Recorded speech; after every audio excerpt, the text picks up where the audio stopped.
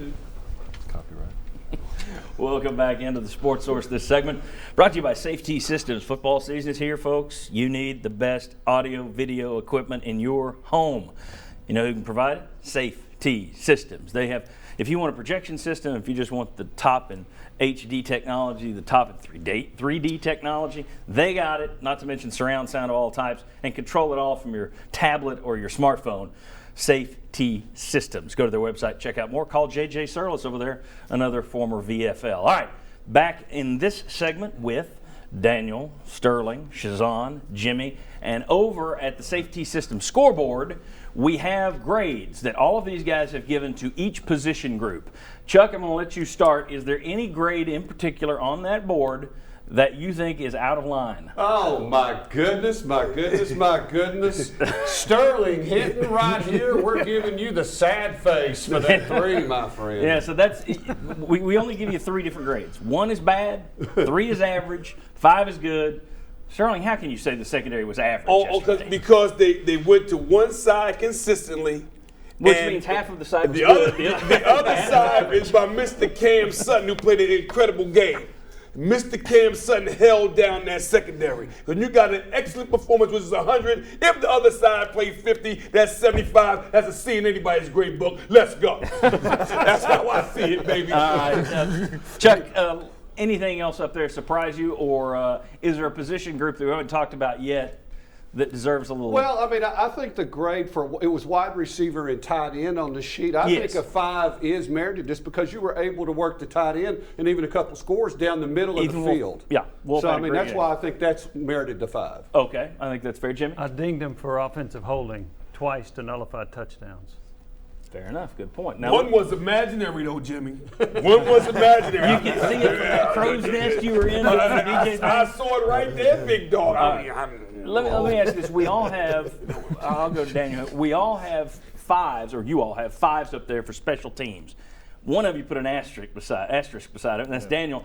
And you look at the special teams, the return game was fantastic. I don't know if that was that Tennessee, or is Bowling Green just that bad?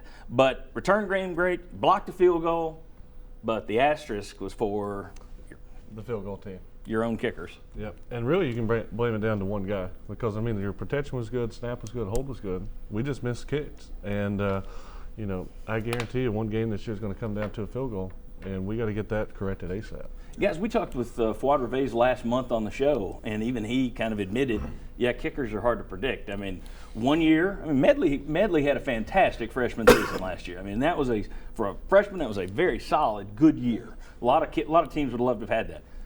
He did not look good yesterday. One of those was a miss. One of those was an ugly miss. And he also had a kickoff go out of bounds, which you just can't do. Are you concerned? It's one game, but knowing how kickers, things get in their head, are you concerned a little bit about Aaron Medley at this point, Sterling or Shazan? Definitely concerned. I mean, the kicking game is where you steal yardage. You know, if you noticed yesterday, the field position, we was doing well, but it's his kicking game that got us there. So it's the most important element in the game. All right. Chuck, your thoughts? Yeah, and on that kickoff that went out of bounds, there were also a couple that were really well placed in the back left corner of the end zone. But if you're going to do that, you do run the risk of missing it. Of course, you missed 2 or 3 field goals. And like you said, John, one of those was a horrible miss. So, the first one, you got to go back and get to work on that. We talked about it a little earlier. I thought the D-line was a little disappointing. I thought your pass rush wasn't consistent. Maybe that's just a really good quarterback. But still, if you have that many opportunities to throw the ball 40 yards down the field, you're not getting to the quarterback quickly enough. What about your linebackers? I mean, they finally wound up going to a dime package, and you basically just had Reeves-Maben out there by himself and 6 DBs. Linebackers, I didn't think have a great day. I thought Kirkland looked better than Colton Jumper. I agree with that. I thought Kirkland looked better, and based on that game, I think you'll see him play more. I thought the linebackers blew some coverage against the tight ends in the past game. I thought they missed some tackles. I did not think it was a very good game for the linebackers.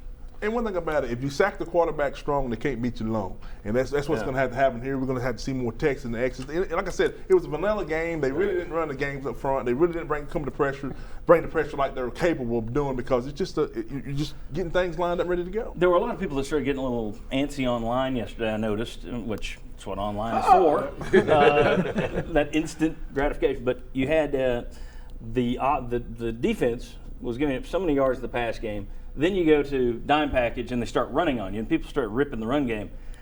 That's going to happen. When you're overcompensating to stop the pass and you got 6 DBs out there, yes, you're going to have draws up the middle that gain yardage. So my problem with the D-line was more in the pass rush consistency, more so than their run stopping yesterday.